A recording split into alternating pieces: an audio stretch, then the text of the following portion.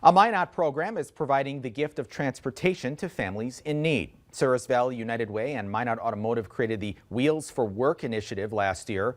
Christy Miller with United Way says the program is available to those living in Minot who have children 18 and under and are working part or full time.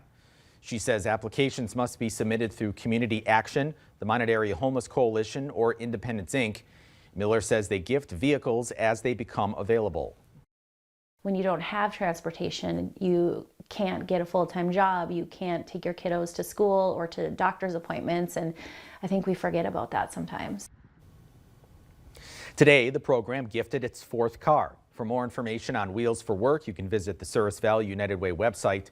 Vehicle owners can also make a tax-deductible vehicle donation by contacting Levi or Hans at Minot Automotive.